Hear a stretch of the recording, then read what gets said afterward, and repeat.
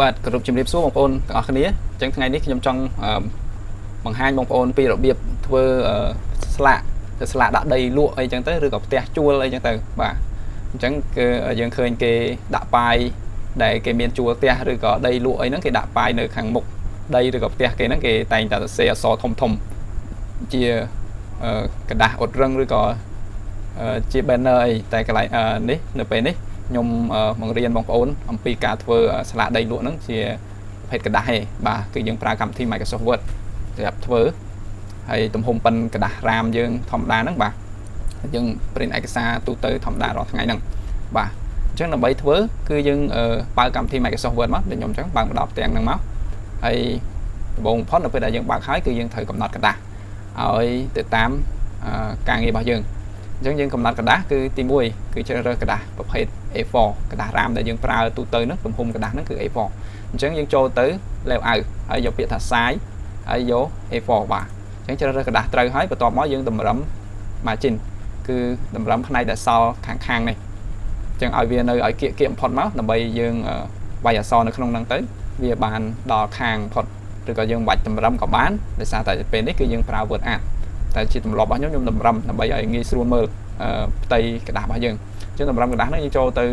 នេះយើងរើស style ស្រាប់មកអាហ្នឹងព្រោះយើងអត់មានទៅកំណត់អីវាយលេខទេដាក់ហ្នឹងអស់តូចជាងគេអញ្ចឹងរើសគំរូស្រាប់ទៅហើយមួយទៀតกระดาษរបស់យើងប្រភេទกระดาษរបស់យើងត្រូវតែกระดาษផ្ដេក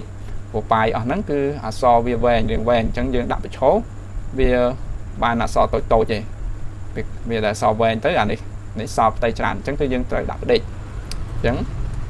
គឺយើងរើសនៅឡើយនេះបាទផ្ដេកហ្នឹងអញ្ចឹងនៅក្នុង layout ហ្នឹងដដែលខ្ញុំមាន3ចំណុចគឺចូលមកដំបូងគឺយើងរើស size ទី2តម្រឹមកระดาษទី3កំណត់ឲ្យវាទៅដេកបាទបន្ទាប់ពីហ្នឹងហើយយើងចាប់ផ្ដើមវាយអក្សរដើម្បីទាញឲ្យធំណាដូចយើងឃើញស្លាកគេវាយអក្សរគេធំល្អយើងអត់ទៅសេនៅលើផ្ទាំង Word នឹងយើងធម្មតាអញ្ចឹងឯងយើងអត់សេអញ្ចឹងណាបាទឧទាហរណ៍ទៅដីលក់អញ្ចឹងទៅអត់ទៅសេនៅហ្នឹងឯងនៅហ្នឹងយើងបរិចឲ្យធំទៅវាដាក់អត់អស់ឯងអញ្ចឹងដើម្បីឲ្យបានអក្សរធំស្អាតគឺយើងចូលទៅ insert ហើយយកពាក្យថា Word Art អញ្ចឹងនេះយើងរើសគំរូណាមួយក៏បានដែរព្រោះយើងចាំកាយពេលក្រោយទៀតអានេះវាជាគំរូស្រាប់អញ្ចឹងយើងរើសគំរូណាមួយវាចេញមកអាហ្នឹងមកចេញទាំង Word Art ហ្នឹងមកអញ្ចឹងយើងត្រូវ select មកយើងដូរ font បាទដាក់ font ដែលយើងចង់បានមកហើយតោះមកយើងវាយអក្សរដែលយើងចង់សរសេរចូលឧទាហរណ៍ថាខ្ញុំบอกឲ្យថាផ្ទះជួលអញ្ចឹងចាស់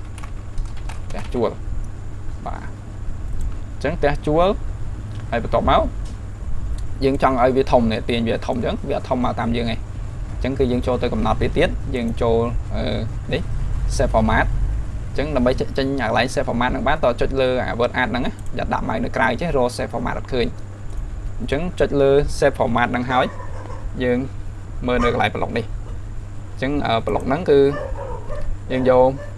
touch effect មកយក transform ហើយយកមួយនេះ sphere នេះយក style មួយហ្នឹងដើម្បីឲ្យទាញទៅវាធំតាមដៃយើងអញ្ចឹងណាបាទ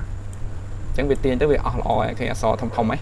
យើងបើសិនយើងអត់វាយក្នុងហ្នឹងទេអក្សរអត់អាចទាញបានយកធំអញ្ចឹងឯងអញ្ចឹងតមកយើងដូរពណ៌វាជាធម្មតាគឺខ្ញុំធ្វើ print សក់ខ្មៅទៅវាជាប់បានយូរជាង color អាចបើថាចង់បានអាចជាប់បានយូរអញ្ចឹងក៏វាថ្លៃជាងដែរអញ្ចឹង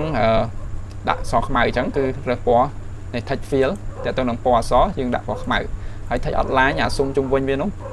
បន្ទាត់ជុំវិញអក្សរហ្នឹងយើងបាច់ដាក់ក៏បានដែរយើងយក no outline មកព្រោះករណីនេះយើងមិនបាច់ចាំដាក់ទេបាទហើយបន្តមកយើងត្រូវការលេខទូរស័ព្ទ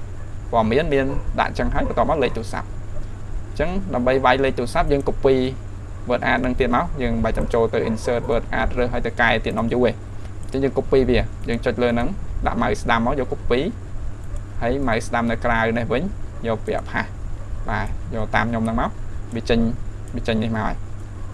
វាចេញមកមួយទៀតហើយអញ្ចឹងអានេះយើងត្រូវវាយលេខទូរស័ព្ទចូលអញ្ចឹងវាយលេខទូរស័ព្ទយើងបដូរ font យើងដាក់ font ណាដិតធំនេះអីយើងរើស font ហ្នឹងមកលុបចោលអស់ហើយដូរ font អញ្ចឹងខ្ញុំដាក់ font នេះសេថាឥឡូវបាច់ចាំនេះទេសរសេរនេះបណ្ដោយ096 500 1708បាទនេះខ្ញុំឧទាហរណ៍ទេនេះលេខនេះទេលេខហាង copy ចន្លារបស់ពុំបាទអញ្ចឹងនេះអញ្ចឹងបើលេខមួយខ្សែយើងទាញវាធំមកបាទឲ្យវាសមមកយើងសេរីឲ្យចំកដាលអីចឹងទៅវាស្អាតតែបើលេខ2 3ខ្សែយើងនេះអញ្ចឹងយើង copy វាទៀតអ ចឹងសួរថាមិញម៉ៅស្ដាំយក copy ចុះឥឡូវធ្វើម៉េចបានចេញចេះបានអាហ្នឹងគឺយើងដាក់ម៉ៅឲ្យចំបន្ទាត់វាមកយើងចុច control ហើយចុចម៉ៅឆ្វេងជាប់ទាញឡើងមកចឹងហ្នឹងវាបាន copy ដែរចឹង style វាលឿនបាទចឹងវាបានលេខ2ខ្សែបើចង់បាន3ខ្សែទៀតយើងព្រមនេះឲ្យសមប៉ុណ្ណឹងមកហើយតបមកយើង control P មក print preview មើលវាស្អាតអត់បាទចឹងនៅពេលដែលយើងធ្វើហើយវាស្អាតចឹងវានៅអាហ្នឹងគឺតើយើងចេះ word art ហ្នឹងបាទចឹងរបៀប